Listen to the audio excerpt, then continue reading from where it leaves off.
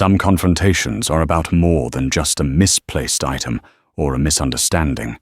They become a flashpoint, a moment where the veneer of civility cracks open, revealing the ugly biases lurking just beneath the surface.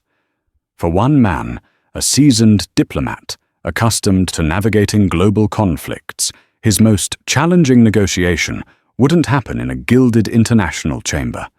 It would happen at 30,000 feet, in seat 2A of a commercial airliner. He was accused, judged, and about to be publicly shamed. They called security on him. But what they didn't know was that they weren't just confronting a passenger. They were about to create an international incident and unleash a storm of karma so severe it would shatter their lives forever. Dr. Adrian Foster was a man who lived in a world of calculated words and silent observation. His currency was nuance, his battleground, the mahogany tables of international summits. For the past 3 weeks, he had been in Geneva, chairing a tense series of negotiations on global food security. The work was grueling, a delicate dance of egos, national interests, and the very real threat of famine in 3 different regions. He had succeeded, brokering an accord that would, without exaggeration, save millions of lives. He was exhausted, but with the quiet, profound satisfaction that comes from a job well done. Now all he wanted was to go home. Zurich Airport was a masterpiece of Swiss efficiency, all clean lines, polished steel, and the hushed reverence of a cathedral dedicated to commerce. Adrian navigated it with the ease of a seasoned traveler. He wasn't dressed in the bespoke suits he wore for negotiations. Today he was in a simple but elegant navy blue travel blazer, a soft grey crewneck sweater, and dark trousers. He carried a single piece of luggage, a well-worn leather briefcase that held his laptop, a book on Roman history, and documents that could destabilize a small country. At the Global Voyager Airlines first-class lounge, he found a quiet corner, ordered a sparkling water, and closed his eyes, letting the ambient hum of the airport wash over him. He was a tall man, with a presence that was both commanding and gentle. His hair was cut short, with distinguished flecks of grey at the temples. He was also a black man, a fact that, in the rarefied air of diplomacy, was often a strategic asset, but in the random lottery of public life could still be a liability. He had learned long ago to read a room in seconds, to gauge the subtle shifts in posture, the fleeting glances, the unconscious biases. It was a skill honed not in spy school, but in a lifetime of navigating spaces where his presence was an exception. The call for flight GV88 to New York JFK came, and Adrian gathered his belongings. He was one of the first to board a perk of his status. His seat was 2A, a window seat in the forward cabin. He slid his briefcase into the overhead compartment, settled into the plush leather seat, and exhaled. He was a creature of routine on flights. He would have 1 glass of champagne before take-off work for the first 2 hours eat, and then try to sleep for the remainder of the journey. As the other first-class passengers trickled in, he offered a polite nod to those who made eye contact. A young tech couple buzzing with energy. An older gentleman who looked like a tenured professor. Then came the Walshes. Brenda and Bob Walsh moved through the cabin with an air of proprietary ownership. They were in their late 50s, dressed in expensive but loud resort wear that seemed to be screaming, "We've made it." Brenda had perfectly coiffed blonde hair that looked as though it would shatter if touched, and a face locked in a state of perpetual mild disapproval. Bob was softer rounder, and trailed in his wife's wake like a dinghy tied to a yacht. Their seats were 2D and 2F, across the aisle from Adrian. Brenda stopped abruptly, her eyes scanning the cabin. Her gaze landed on Adrian, lingered for a fraction of a second too long, and then flickered away. It was a glance he knew well. It wasn't overtly hostile, but it was an appraisal, a silent question. "Do you belong here?" Adrian ignored it, pulling his noise-cancelling headphones from his briefcase. They were a high-end Bose model, a gift from his staff. He placed them on the empty seat next to him, 2B, intending to put them on after takeoff. Brenda was busy directing Bob on the precise, optimal placement of their carry-ons. No, Bob, not like that. The canvas one goes wheels in. Honestly, it's like you've never flown before. Bob mumbled an apology and wrestled with the bags. Finally, they were seated. Brenda immediately began wiping down her entire pod with antibacterial wipes, her movements sharp and aggressive. The flight attendants trained to coddle their premium customers smiled graciously. One of them, a young woman named Heather, with a bright, eager-to-please smile, offered them pre-departure beverages. "Champagne, Mrs. Walsh," Heather chirped. "Of course," Brenda said, without looking at her. "And make sure it's the good stuff, not the Prosecco they try to pass off in business." "Only the finest, ma'am," Heather promised. The cabin door was soon closed, the safety demonstration played, and the massive aircraft began its powerful pushback from the gate. Adrian looked out the window, watching the ground crew fade into the distance. He felt the familiar rumble as the engine spooled up a sound that for him was the sound of going home. He closed his eyes, ready for 8 hours of anonymous peace in the sky. He had no idea that his peace was about to be shattered, and his world turned upside down by the woman across the aisle. The first hour of the flight passed in tranquil monotony. The seatbelt sign had been turned off, and the gentle clinking of cutlery and glasses filled the cabin as the meal service began. Adrian had finished his review of the preliminary trade reports, sent off 2 encrypted emails via the plane's Wi-Fi, and was now lost in his book, a compelling account of the fall of Carthage. Across the aisle, Brenda Walsh was stewing. Her vacation to Tuscany had been, in her words, utterly ruined by a series of minor inconveniences she had magnified into personal insults. The hotel suite had a view of the garden instead of the pool. The Michelin-starred restaurant had run out of her preferred vintage of wine. Her husband, Bob, had developed a regrettable habit of snoring. Now on the flight home, she was looking for a target, a focal point for her simmering dissatisfaction. Her eyes kept drifting to the calm, well-dressed black man in 2A. She had noticed his expensive headphones earlier. They were the exact same model she owned. She'd received hers as a top performer bonus from the real estate firm where she was a senior partner. She was proud of them. They were a status symbol. "Bob, where are my headphones?" She snapped her voice, cutting through the cabin's quiet hum. Bob, who had been dozing, startled awake. "Oh, what I don't know, dear. Didn't you pack them in your tote?" Brenda rummaged through her large designer tote bag with increasing frustration. She pulled out a wallet, a makeup bag, a paperback novel, a wad of receipts. No headphones. "They're not here," she declared, her voice rising in pitch. "I know I took them out at the lounge. I had them right here."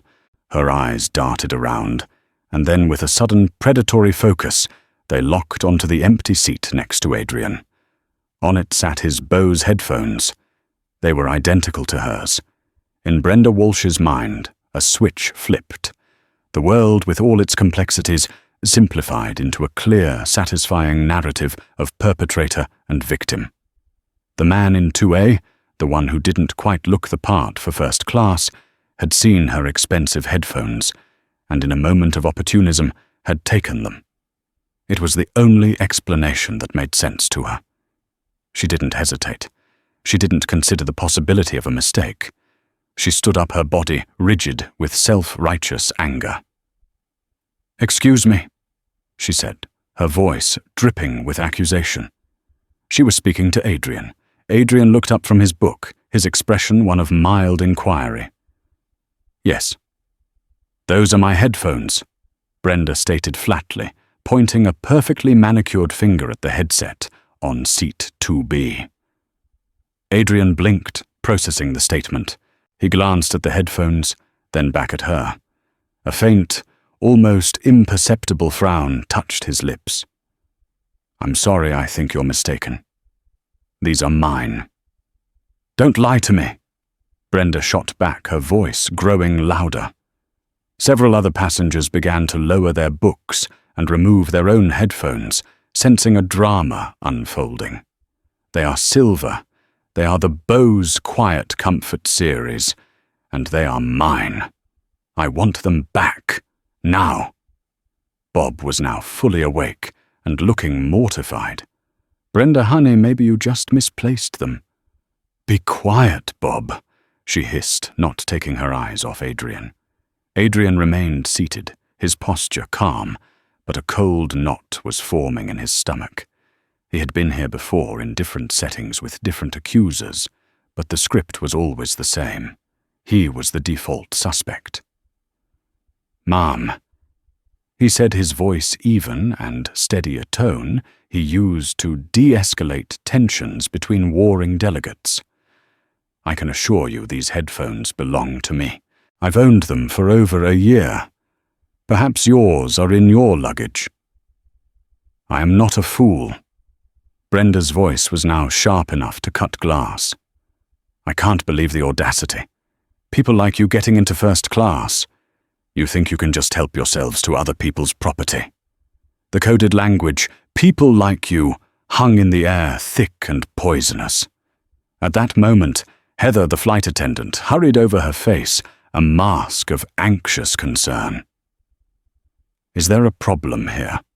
She asked, her gaze flicking between Brenda and Adrian. Yes, there is a problem, Brenda said, turning the full force of her indignation on the young woman. This man, she jabbed her finger toward Adrian again, has stolen my headphones. They're worth over $300. I want them back, and I want him dealt with. Heather looked at Adrian. She saw a black man sitting calmly, and a white woman who was a premium high-status passenger becoming increasingly agitated. Her corporate training, combined with her own unconscious biases, guided her next actions. The customer is always right, especially the one who looks like your company's target demographic. Sir, Heather said, addressing Adrian, her tone shifting from helpful to disciplinary. Mrs. Walsh seems quite certain that those are her headphones. Perhaps there's been a mix-up. There has been no mix-up, Adrian replied, his voice still dangerously calm. These are my property. This woman is mistaken. He's a thief, Brenda insisted. Look, he's getting defensive. I want you to get my headphones back from him. Heather took a deep breath. She was out of her depth, a service worker, thrust into the role of arbiter and police officer. She made a choice. She sided with the accuser. Sir, she said to Adrian, her voice now firm, I'm going to have to ask you to return the headphones to Mrs. Walsh. Adrian stared at her, a profound sense of weariness washing over him. He had negotiated peace treaties. He had stared down warlords, and now he was being treated like a petty thief over a pair of headphones by a flight attendant who had already tried and convicted him in the court of cabin opinion. No, he said, his voice soft but absolute. I will not. The word hung in the air. It was a direct challenge to her authority. Heather's face flushed with a mixture of panic and anger. Brenda Walsh smiled a thin, triumphant smirk. The battle lines had been drawn. Adrian's simple, firm no fundamentally altered the dynamic in the cabin. It was no longer a misunderstanding. It was a standoff. For Heather, the flight attendant, his refusal was not the act of an innocent man standing his ground, but the defiance of a guilty party caught in the act. Her inexperience and lack of training in conflict de-escalation took over. She felt her authority was being challenged, and she had to reassert it. So this is a serious accusation, Heather said, her voice taking on a brittle official tone. If you refuse to cooperate, I will be forced to take further action. What further action do you propose? Adrian asked, his gaze unwavering. He wasn't being flippant. It was a genuine question. He wanted to see how far she would push this absurdity. "Will you be searching my personal belongings based on an unsubstantiated claim from a fellow passenger?" Brenda scoffed loudly. "Unsubstantiated, I saw them. You probably waited until I wasn't looking and just snatched them. It's a classic move." Bob Walsh, finally finding his voice, whispered, "Brenda, please, let's just calm down. Maybe we can buy another pair when we land." "It's not about the money, Bob. It's the principle." She snapped her attention, fixed on the unfolding drama she had orchestrated. Other passengers were now fully invested. Some were whispering among themselves, their sympathies clearly divided. A man in 3C, a tech entrepreneur named Kevin, felt a surge of unease. He had seen the black passenger board, noticed his quiet dignity, and now saw him being treated like a criminal. He felt he should say something, but the powerful social inertia of not wanting to get involved held him in his seat. Heather ignored Bob and the other passengers. Her focus was solely on Adrian. "Sir, please don't make this difficult. We can resolve this quietly. Just give the headphones back to Mrs. Walsh." "I will ask you one last time," Adrian said, his patience wearing dangerously thin. "Are you accusing me of theft?" Heather faltered for a second, the directness of the question rattling her. I'm just trying to resolve a dispute between passengers, sir." "By assuming my guilt," Adrian finished for her. He slowly picked up his headphones from the adjacent seat. He didn't hand them to Brenda. Instead, he held them in his lap. "These are mine. End of story." This finality was too much for Brenda. "He's taunting me. I'm a platinum medallion member. With this airline, I spend over $50,000 a year with you. Are you going to let a common criminal harass your best customers? I want the captain." The word captain was the nuclear option. Heather's eyes widened. Involving the flight crew's command structure was a major escalation, but Brenda had invoked her status, her monetary value to the company, and Heather felt the immense pressure of that. Very well," she stammered. "Please remain in your seats." She walked briskly to the front of the cabin and disappeared behind the curtain into the galley where she used the intercom to speak to the cockpit. The entire first-class cabin sat in a thick, uncomfortable silence. Adrian closed his eyes and took a deep, steadying breath. He felt the familiar sting of humiliation, the hot anger that he had learned to control and channel over decades. He thought of his father, a history professor who had told him as a boy, "Son, they will demand you be twice as good to get half as much, and even then they will question if you earned it."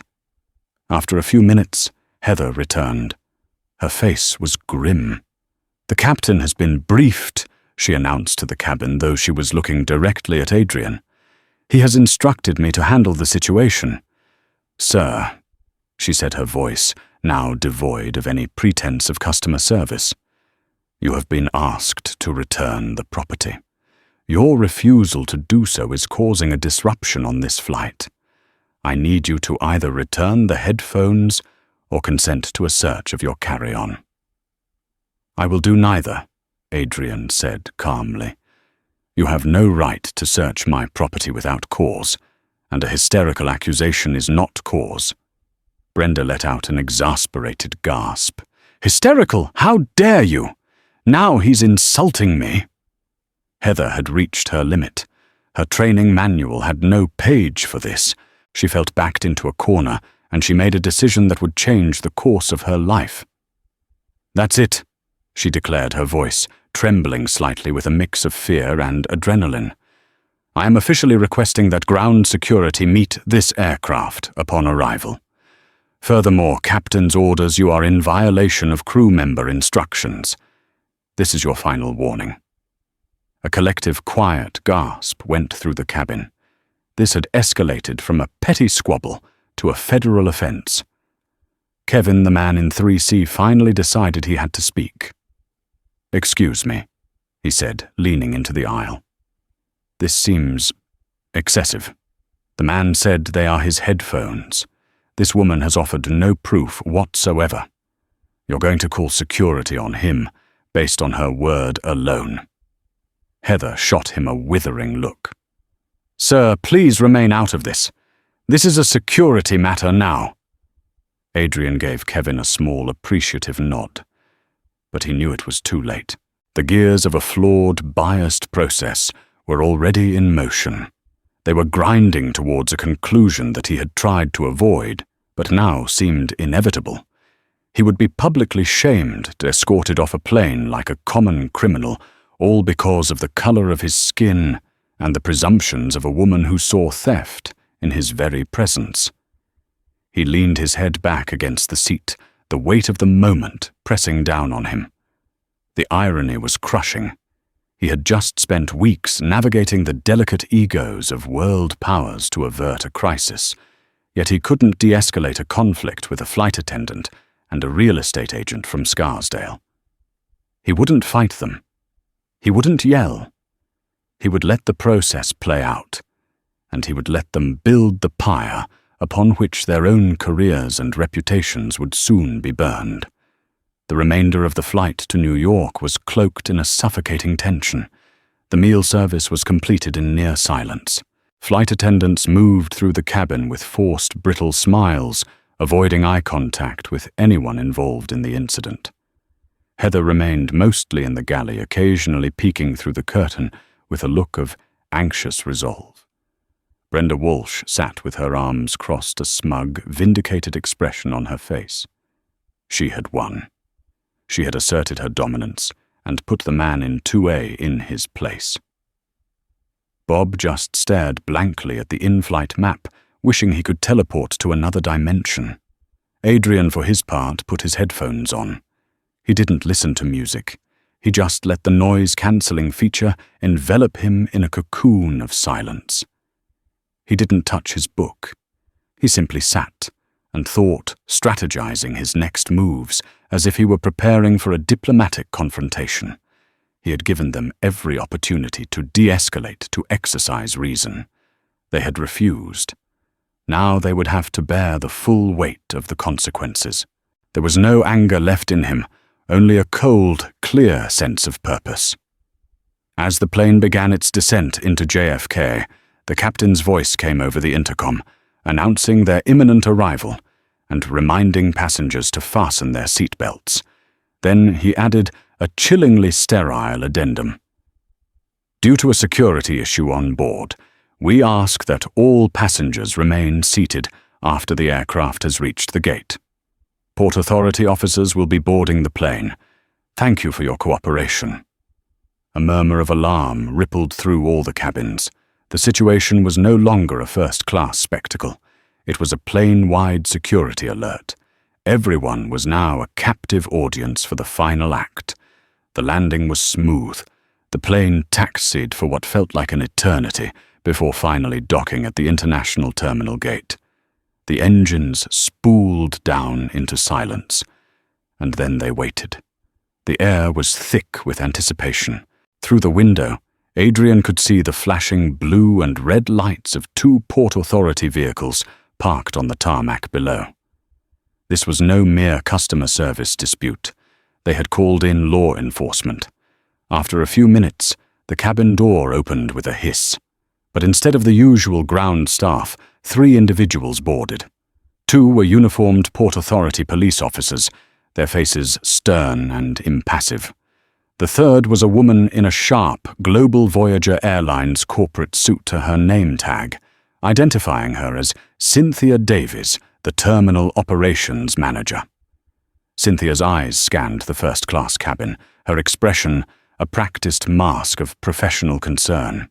Heather emerged from the galley and pointed a trembling finger at Adrian. "That's him," she said. "Seat 2A."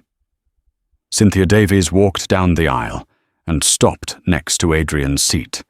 The 2 officers stood behind her, their presence an imposing physical barrier. "Sir," Cynthia began, her voice professional but firm, "my name is Cynthia Davies. I'm the manager on duty. I understand there's been a disturbance. I'm going to have to ask you to gather your belongings and come with me." Adrian slowly took off his headphones and placed them in his briefcase.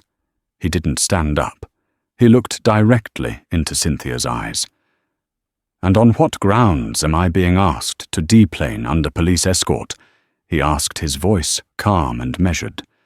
"We have received a complaint of theft and non-compliance with crew member instructions," Cynthia replied, reciting the official line. "We need to investigate this off the aircraft to avoid further delays."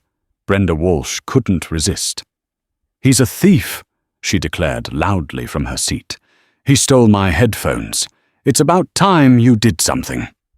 One of the officers, a burly man with the name Miller on his tag, stepped forward. "Sir, let's not make this a scene. Just grab your bag and come with us. We can sort it out inside." Adrian knew this was the moment. The precipice. He had allowed them to walk right up to the edge to escalate the situation, based on nothing but prejudice and corporate policy failure. Now it was time to show them what they had walked into. He looked at Cynthia. "Before I do anything," he said slowly, "I need to be very clear about what is happening here. You, as a representative of this airline, are officially detaining me based on the word of this passenger." "We are simply following protocol, sir," Cynthia said, a hint of impatience creeping into her voice. "And you officers," Adrian said, shifting his gaze to Miller, "you are prepared to forcibly remove me from this aircraft. If you don't comply, yes," Miller said bluntly. Adrian nodded slowly. "I see." He reached not for the handle of his briefcase, but for the inside pocket of his navy blue blazer. The movements were deliberate, unhurried. For a moment, Officer Miller tensed his hand, inching towards his sidearm. But Adrian didn't pull out a weapon. He pulled out a passport. It wasn't the standard-issue tourist passport. This one was a deep, diplomatic blue, almost black. On its cover, embossed in gold, was not the seal of the United States, but the emblem of the United Nations. He opened it to the photo page and held it up for Cynthia Davies to see. "My name is Dr. Adrian Foster," he said, his voice resonating with a newfound authority that silenced the entire cabin. "I am the UN Special Envoy for Humanitarian Affairs. As you can see from the visa page, I am traveling on official, critical diplomatic business." He flipped a page. "This document, under the 1961 Vienna Convention on Diplomatic Relations, to which the United States is a signatory, affords me full diplomatic immunity from arrest and detention. The briefcase you intended to search contains classified UN documents and is considered an inviolable diplomatic pouch." He let the words hang in the air. The silence in the cabin was absolute, broken only by the faint hum of the auxiliary power unit. Cynthia Davies's professionally curated composure shattered. Her face went pale, the blood draining from it as she stared at the official document. Her eyes darted from the golden seal to Adrian's photograph, to the string of official titles printed in stark black ink. Officer Miller took a half step back, his jaw tight. He was a cop at an airport, not an agent of the State Department. He knew what a diplomatic passport was, and he knew he was standing on the edge of a career-ending, international incident-creating chasm. Adrian wasn't finished. His voice dropped, becoming even quieter, which somehow made it more menacing. "By attempting to detain me, you, Ms. Davies, on behalf of Global Voyager Airlines, and you officers on behalf of the Port Authority, are not just violating airline policy. You are on the verge of violating international law, so I will ask you again. Do you wish for me to deplane?" While this was happening, a horrified Bob Walsh had been frantically digging through his wife's tote bag, which she had so theatrically emptied earlier. His fingers closed around something hard and smooth, tucked away in a side pocket he'd told her about. He pulled it out. It was a pair of silver Bose headphones. "Brenda," he whispered, his voice trembling as he held them up. They were in your bag the whole time. In the side pocket." Brenda stared at the headphones in his hand, as if they were a venomous snake. The blood drained from her face, replaced by a blotchy, panicked red. Her triumphant smirk had curdled into a mask of pure horror. She looked at Adrian, who was now holding a symbol of untouchable international authority, and she finally truly understood the magnitude of her mistake. The game was over. The karma had just begun to fall. The jet bridge, which moments before had been the stage for a dramatic confrontation, was now a vacuum of stunned silence. The air crackled with the gravity of what had just transpired. The diplomatic passport in Adrian's hand was more than a travel document. It was a shield, a sword, and a judgment all in one. Cynthia Davies, the terminal operations manager, looked as if she had been struck by lightning. The corporate playbook she lived by had no chapter for this. Her mind raced, calculating the cascading levels of disaster. Detaining a regular passenger was a customer service issue. Detaining a UN special envoy was an international incident. Dr. Foster. I apologize. She stammered the words, tumbling out clumsy and inadequate. There has been a terrible misunderstanding. Officer Miller, the Port Authority cop, had taken another step back. He held up his hands in a gesture of surrender. "We're good here," he said to his partner, his voice tight. "This is an airline matter." He looked at Adrian and gave a curt, almost imperceptible nod of respect and apology, before turning and walking back towards the plane's exit, his partner following close behind. They wanted no part of the fallout. Inside the cabin, the atmosphere had been inverted. The whispers were no longer about the thief in 2A. They were now directed at Brenda Walsh, whose face was a contorted mask of disbelief and terror. Bob was holding her headphones, the evidence of her colossal error, like a smoking gun. Adrian slowly stood up. He exuded an aura of immense restrained power. He wasn't yelling. He didn't need to. His quiet disappointment was far more devastating. He looked at Cynthia Davies. "A misunderstanding." He repeated the words, cold and precise. "Miss Davies, what I experienced was not a misunderstanding. It was a textbook case of profiling followed by a complete and utter failure of your airline's protocol at every level. Your flight attendant, Heather, acted as judge and jury.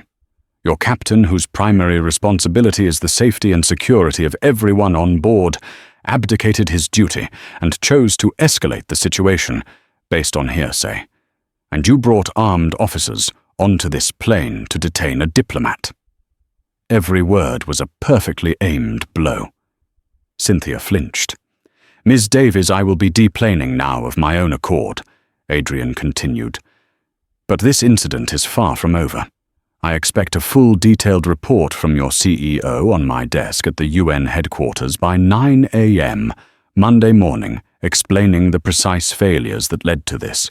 I also expect to be contacted by your airline's general counsel. They can get my contact information from the State Department." He turned his attention to Heather, who was standing frozen by the galley, her face ashen. Tears were welling in her eyes as she realized the career she had dreamed of since she was a little girl was dissolving before her very eyes. "And you," Adrian said, his voice softening slightly, not with pity, but with a profound sense of sorrow. "You had a choice. You could have chosen to be impartial. You could have chosen to de-escalate. You chose to believe the worst about a person based on what you saw, and you leveraged your authority to humiliate him. I hope you learn from this." Heather let out a small sob, covering her mouth with her hand. Finally, Adrian's gaze fell upon Brenda and Bob Walsh. Brenda, who had been so loud and imperious, was now utterly silent, seemingly shrinking in her seat. Cynthia Davies, desperate to regain some semblance of control and demonstrate action, turned on the Walshes. Her voice, once conciliatory towards Adrian, was now laced with ice. "Mr. and Mrs. Walsh," she said sharply, "please collect your belongings. You will be deplaning with me, now." "What? You can't be serious." Brenda sputtered, a last flicker of her entitled rage resurfacing. "I'm the victim here. I just made a mistake. You made a false accusation that has caused a major security incident and may have created diplomatic repercussions for this airline." Cynthia snapped back, her career flashing before her eyes, and Brenda being the clear scapegoat. "Your travel with Global Voyager is terminated, effective immediately. Get your bags." The other first-class passengers watched in spellbound silence as the Walshes, now the pariahs, scrambled to pull their bags from the overhead bins. The humiliation was palpable. Every eye was on them. Kevin from 3C felt a grim sense of satisfaction. Justice of a sort was being served. As the Walshes were escorted off the plane in shame, Adrian turned to the rest of the cabin. "My apologies to all of you for the delay this has caused," he said, his voice, once again, calm and gracious. He then picked up his briefcase, gave a final formal nod to the shell-shocked Cynthia Davies, and walked off the plane. He didn't look back. As he stepped into the jet bridge, he was met by a flustered gate agent who had clearly been radioed. "Dr. Foster, we are so sorry. We have a private car waiting to take you wherever you need to go. Your luggage will be collected and brought to you directly." Adrian simply nodded. "Thank you." He walked through the terminal, a man who had won a battle he never should have had to fight. The immediate karma had been swift and satisfying for the onlookers. Heather was suspended on the spot, pending a full investigation. The Walshes were now in a windowless security office, with Cynthia beginning a very different kind of debriefing. But Adrian knew this was just the beginning. The real consequences, the hard karma, had yet to fall, and it would be far more devastating than just being kicked off a flight. The incident on Global Voyager Flight 88 didn't end when Adrian Foster was driven away from JFK in a black sedan. In the modern world, stories like this don't stay contained within the aluminum tube of an airplane. They metastasize. The catalyst was Kevin, the tech entrepreneur from seat 3C. Horrified and angered by what he had witnessed, he had discreetly filmed the final 10 minutes of the confrontation on his phone from the moment the Port Authority officers boarded to Adrian, revealing his diplomatic passport. As soon as he got into his own car service, he uploaded the video to Twitter with a simple caption, "Disgusted. Watched a Global Voyager Airlines and Port Authority racially profile and try to arrest a black man in first class. He was a UN diplomat. The accuser, a classic Karen, had her stolen headphones in her own bag the whole time." Flying while black. Global Voyager. The video exploded. By the time Adrian woke up the next morning, it had over 10 million views. His name wasn't mentioned, but the UN diplomat became a trending topic worldwide. The story was picked up by every major news outlet: CNN, BBC, Reuters, the New York Times. Global Voyager Airlines was thrust into the center of a Category 5 public relations hurricane. Their initial response was a bland corporate statement about investigating the incident and being committed to diversity. It was like throwing a bucket of water on a volcano. The public backlash was ferocious. Boycotts were called for. Their stock price took an immediate, punishing dive, wiping nearly $1 billion off their market capitalization in 2 days. Adrian, meanwhile, followed through on his promise. He didn't go to the press himself. He didn't need to. He operated through official channels which were far more powerful. He filed a formal diplomatic protest note with the U.S. State Department, detailing the violation of the Vienna Convention. The State Department, in turn, read the Riot Act to the Department of Homeland Security, and the Port Authority of New York and New Jersey. An official high-level apology was demanded. Heads they promised would roll. But the most devastating karma was reserved for the individuals at the heart of the storm. For Heather, the flight attendant, her suspension became a termination within 24 hours. Global Voyager fired her for cause, citing a gross failure to follow de-escalation protocols. But it was worse than that. Her name was leaked by an angry airline insider, and her photo was plastered all over social media. She became unemployable in the airline industry overnight. Every application she submitted was instantly rejected. Her dream career was over. She was forced to move back in with her parents, her life derailed by a single catastrophic lapse in judgment, fueled by a bias she never knew she had. For Cynthia Davies and the airline, Cynthia was demoted. She was reassigned to a desk job in a regional office in Omaha, a humiliating fall from grace for the ambitious manager. Global Voyager was forced to issue a groveling full-page apology in major newspapers. They publicly announced a multi-million-dollar mandatory racial bias and de-escalation retraining program for all 80,000 of their employees to be designed and audited by an independent third party. They also made a substantial 7-figure donation to an international refugee charity of Dr. Foster's choosing. The cost of their failure was astronomical, but the hardest karma fell upon Brenda Walsh. In the age of internet sleuthing, her anonymity lasted less than a day. Someone on the flight recognized her. Her name, her profession as a top luxury real estate agent, and her employer, a prestigious Manhattan firm called Stratton & Bell, were all posted online. The viral video was her undoing.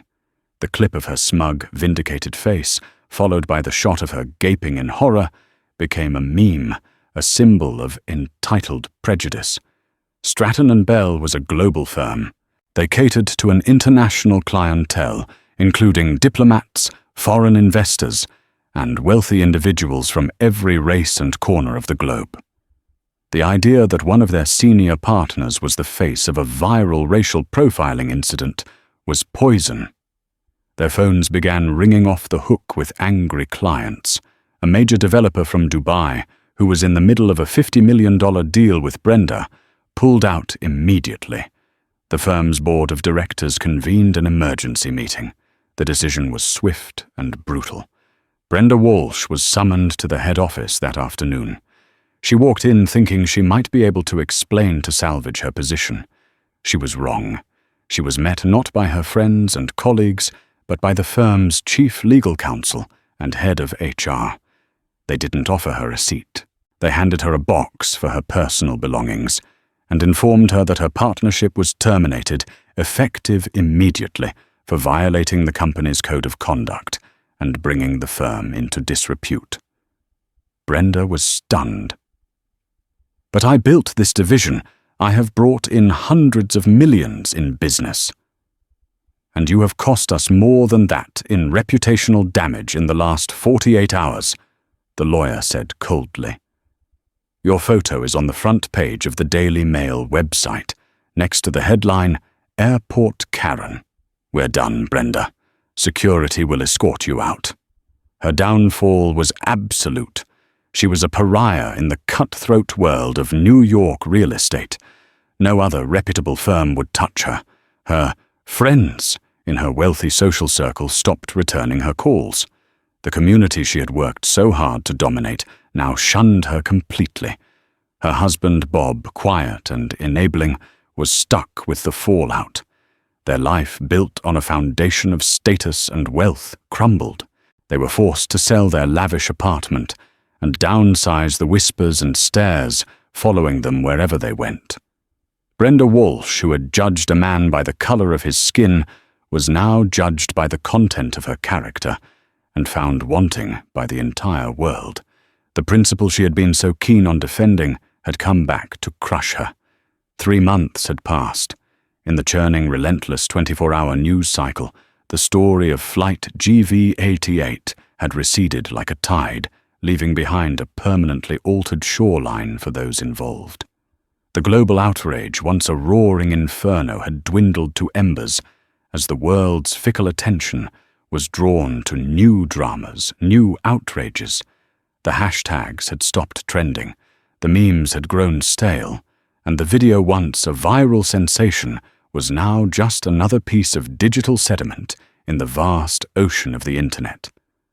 But for the people at the heart of the storm, the echoes of that day were a constant ringing presence. The consequences had solidified into a new reality. Global Voyager Airlines was deep in the throes of its court-mandated and publicly scrutinized overhaul. Thousands of employees sat through awkward, professionally led seminars on implicit bias and de-escalation, the Flight 88 incident. Now a case study in a corporate training manual, its human drama reduced to a series of bullet points and learning outcomes. Dr. Adrian Foster sat in the stark, quiet green room of the BBC's New York studio. A makeup artist had just finished dusting a fine powder on his face to combat the glare of the studio lights. Through a monitor on the wall, he could see the current segment wrapping up a cheerful piece about a scientific breakthrough in renewable energy. He felt a profound sense of dislocation. His life's work was conducted in the hushed, confidential corridors of power, his successes measured in treaties, signed, and lives saved, none of it ever making headlines. Now he was about to be broadcast to millions, not for his decades of diplomatic service, but for a moment of raw, ugly prejudice he had endured. He had resisted this interview, and dozens of others. He was not a celebrity, he was a public servant. But his superiors at the UN, seeing the unique opportunity the situation presented, had urged him to speak. "You have the world's ear, Adrian," the Secretary-General had told him. "Use it to say something that matters." So here he was. The producer's voice crackled through a small speaker. 30 seconds, Dr. Foster." He walked onto the brightly lit set and took his seat opposite Helena Shaw, a journalist renowned for her sharp intellect and incisive questions. After a brief introduction, she leaned forward, her expression a mixture of professional curiosity and genuine empathy. "Dr. Foster," Helena began, "the world was captivated and frankly horrified by what happened on that flight. We saw the video. We saw the outcome. Many people online celebrated what they saw as instant karma for the woman who accused you and the airline staff who failed you. But we haven't heard from you. Looking back, how do you truly feel about it all?" The world expected a victor's speech. They wanted to hear about his satisfaction, his vindication. Adrian took a moment, his gaze steady, and gave them something else entirely. "I feel a profound sense of sadness," he said, his voice calm and resonant, immediately commanding the studio's and the audience's full attention. "I don't feel triumph. There are no winners in a situation like this. I feel sadness for the flight attendant, Heather. She was a young woman, likely doing a job she loved, who in a moment of pressure defaulted to a prejudice she was probably never taught to confront. Her life has been irrevocably damaged, not just by her own choice, but by a corporate culture that failed to prepare her for a conflict that required wisdom instead of blind adherence to a flawed protocol. She became a scapegoat for a systemic failure." He paused, letting the weight of that sink in. "And I feel a deep sadness for the woman who accused me. I've seen reports of her life now. She has been publicly shamed, professionally destroyed. She inhabited a world so narrow, so insulated by her own privilege and fear, that the mere presence of someone like me in her vicinity was perceived as a threat. Her prejudice was a prison of her own making, but the public humiliation she now endures is its own kind of brutal sentence. I take no joy in her suffering. Her fate is a tragedy, a testament to how bigotry consumes the bigot most of all. Helena looked taken aback by his magnanimity. That's an incredibly gracious perspective, but she and the airline put you through a deeply humiliating ordeal. They did, Adrian acknowledged with a nod. But the humiliation, as acute as it was, is not the point. This was never about a pair of headphones. It was about presumption. The immediate reflexive presumption of my guilt. The presumption that my presence in a first-class cabin was an anomaly that needed to be questioned and corrected. The headphones were merely the pretext. The real issue is not one person's bad day or another person's poor judgment. It is the system that allows these misunderstandings to happen over and over again. And that brings me to the question that has kept me awake at night. He leaned forward slightly, his eyes finding the camera lens, speaking now to the millions watching. I was fortunate. I had a shield. I had a diplomatic passport in my pocket and the full weight of an international institution behind me. But what happens to the black doctor who is on his way to a medical conference? The black lawyer flying to meet a client? The teacher? The engineer? The soldier on leave? What happens when they face the same situation without the shield of immunity? Who believes them? Who gets a car service and an apology, and who ends up in a holding cell at the airport? That is the question we as a society must answer. His words hung in the studio air, an indictment not of individuals, but of a culture.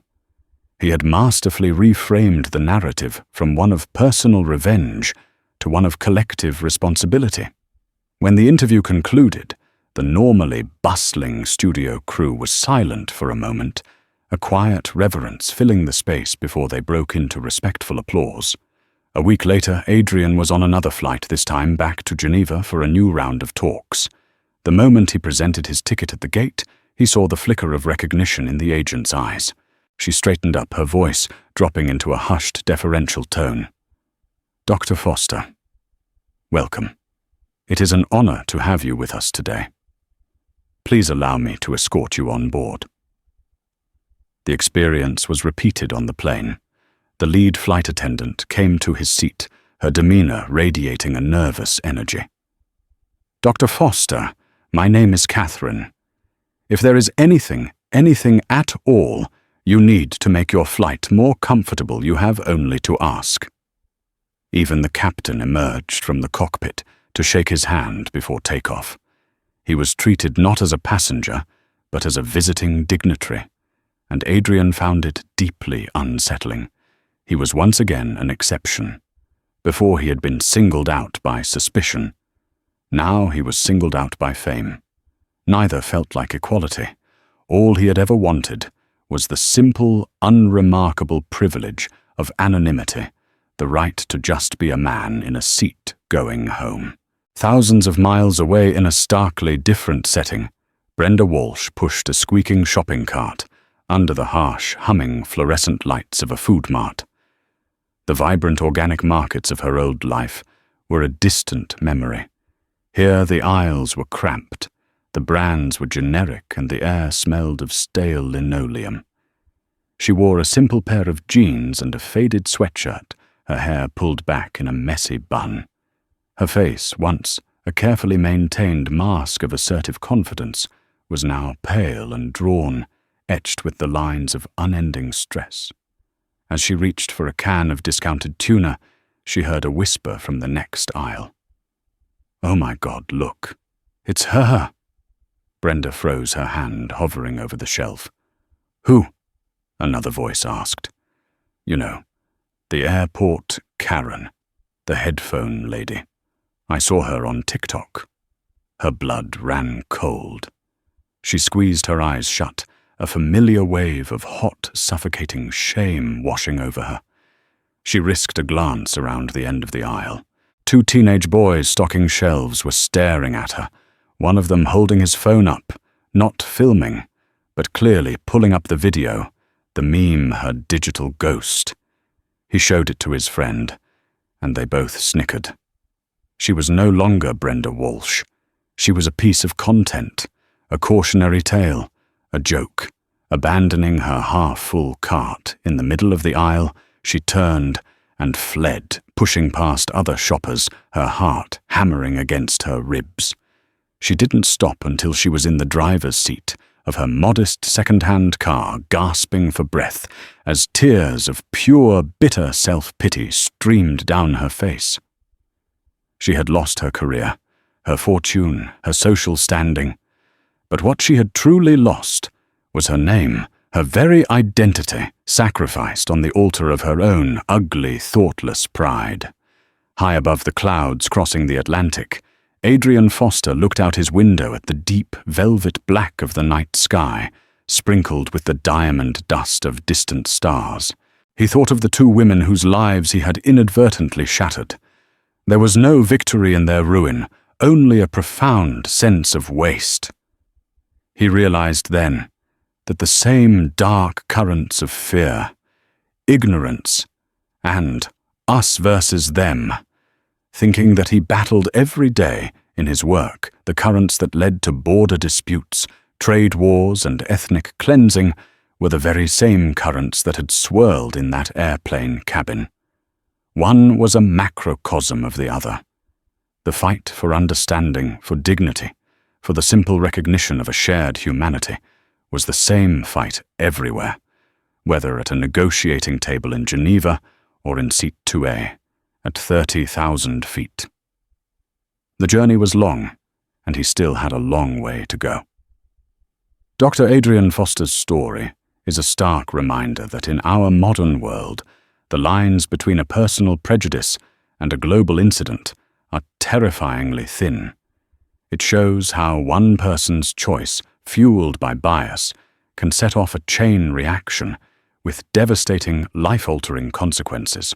This wasn't just about a diplomat's passport. It was about the passport of human decency we should all carry. The story's real power lies in the question Adrian himself asked: what happens to those who face this injustice without a shield of immunity? It's a question we all have to answer. If this story resonated with you, if it made you think or feel or see the world a little differently, please help us share it. Hit that like button to help the algorithm share this video with someone who needs to hear it, and most importantly, subscribe to our channel for more real-life stories that matter. Join the conversation in the comments below. What did you take away from this? Thank you for listening.